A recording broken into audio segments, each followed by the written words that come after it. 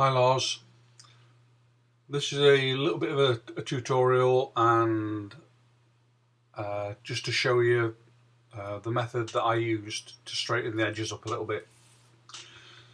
So one of the reasons that I actually pulled this line out this way was because if you actually toe this line in, when you adjust the mesh, you can lose some of the white detail, and I'll show you how we do that. Let's just zoom to top left. Need to do that like that. Get the mesh tool and we'll click on a point here. Thinking about there. Not quite right. Okay. And we need to constrain the back edge of that so we don't pull the blue, and we're going to try and nudge it. Let's put it about here. Don't need to constrain this side because there's nothing to constrain because we're not going over there. So if we now drag, if you put in a point down here, you'll actually get a kinked line, but the bow is quite long and it starts from here, but it actually, this is its kind of like maximum bow area. So toeing this in isn't really the way to do it, but I'm just doing this for demonstration. Got to be careful about verticals. You can't constrain the mesh.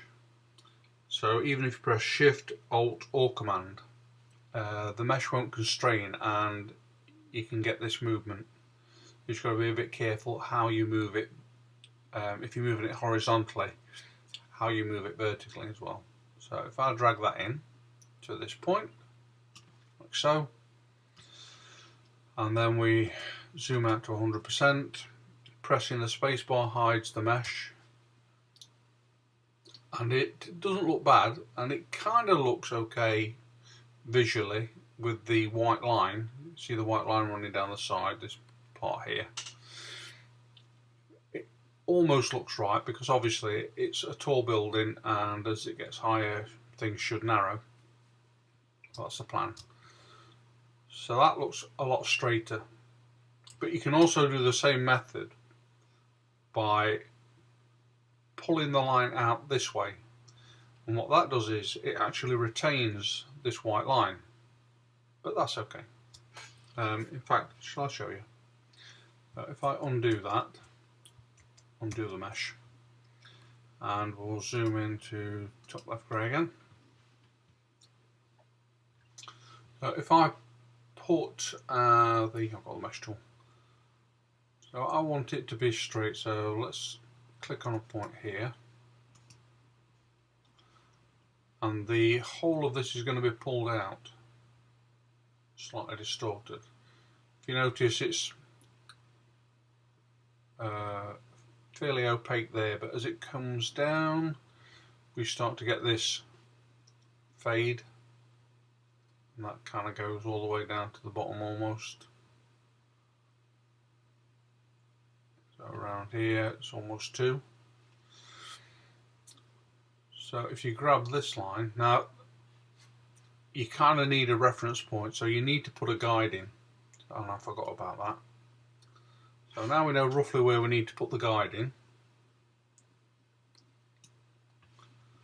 which is going to be about 2 away from that. We can drag a guide, select the move tool, drag a guide and put it about here roughly, maybe there. Then we create the mesh. I want to go right to the top again because I want the mesh to point to start here.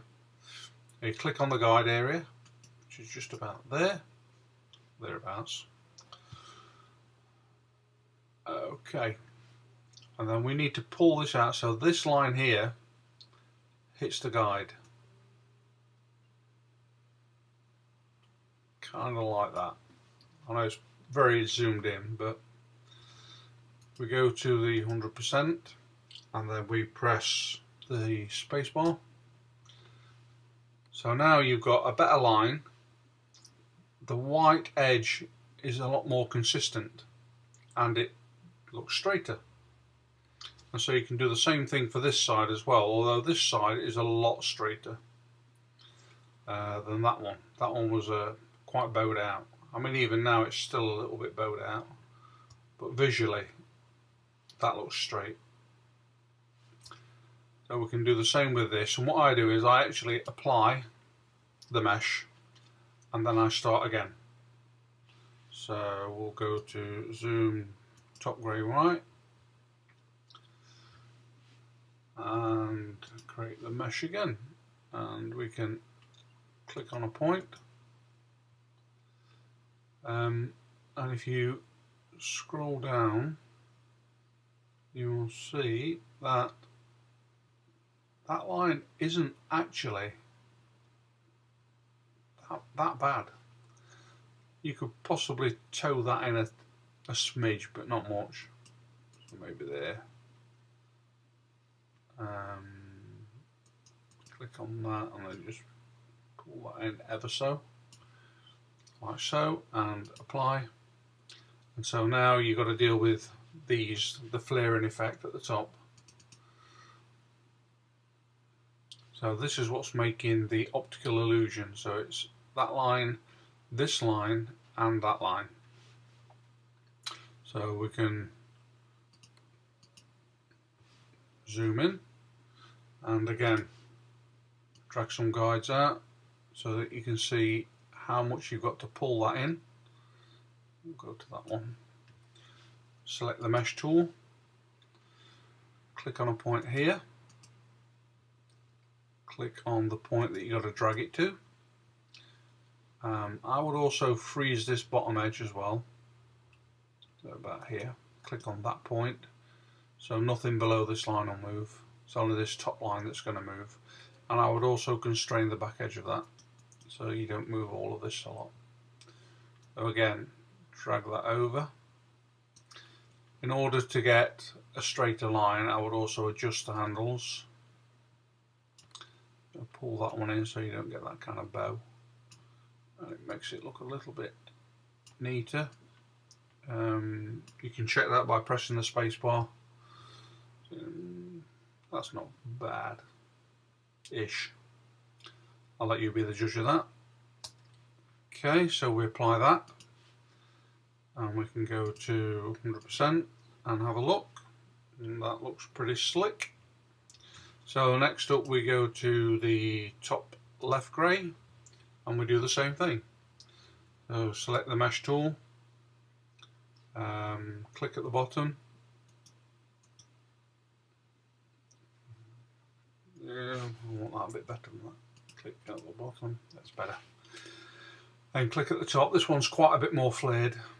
So click up here, click just behind it so we constrain this side, and this is constraining this, and then we need to drag this over to here and straighten these edges up a little bit so that it doesn't look like it's an S. Press the shift key again, the space key, like so. Don't look bad. Let's have a look, zoom out to 100%. That's not a world beater, but I'm sure we could just soften the pixel edges, stop that little bow happening. Can probably zoom back in to top left and try editing that image so it looks a little bit straighter. Probably do something like that. Pull that in. You could even probably pull it down a little bit. This is going to be a bit subjective, but that kind of looks like a sharper edge, maybe a bit too sharp, but let's zoom to 100% and do it. Well, that looks fairly clean. So the next thing we need to do is just adjust this top. So I'm going to apply the settings to that, and we can zoom in on this point here, get a little bit. I should have gone to that, shouldn't I? Just apex. And again, let's drag a guide in so we've got something to work to, and we'll pick roughly that as midpoint. Then we'll go to mesh, we'll click on the midpoint like so. Let me do that again. It does seem to jump about a bit, doesn't it? There we go.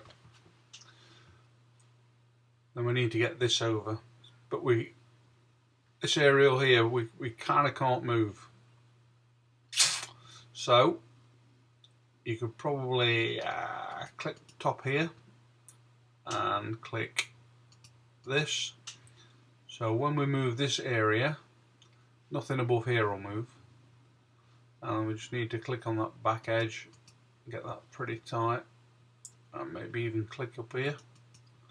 It locks it all down so that when, in fact, probably just do it to about here, and then pull that over a little bit. It's not doing an awful lot there, but it's just probably widening the point more than anything else. But it's getting it ballpark. So we'll zoom out to 100%. Press the space key. See if we can kind of get a visual reference. I'm kind of going to go with that. You could probably tweak it a little bit better. So let's hide the guides. Show guides, no. So it's starting to look a little bit better, but to my mind that still looks a little bit bowed out. It looks a little bit wider at the top than it does at the bottom. So then what I did was I went to the perspective tool, and ever so, if I press the shift key now on the perspective grid, you can actually constrain the handles. So if I press the shift, it'll hold it to the horizontal, and I basically just pulled them out a little bit on either side just to kind of fatten the bottom up a little. It doesn't need to be a lot. And you can turn the grid off, see if that looks a bit better, and apply. So if we go back on the history, from this to this, that looks a lot straighter. That's kind of the method of doing this. If you notice as well, adjusting this with a mesh, it actually kind of puts this area here a little bit out of focus. So you could possibly do with a little bit of sharpening, unsharp mask on the actual image. But that's how you do it, and that's how you get the effect. I hope you enjoy this tutorial, Lars, and if I've done anything wrong, please say so, or if there's something that you can do better, or someone knows of something better, then by all means put a comment. Thank you very much. Have a good day.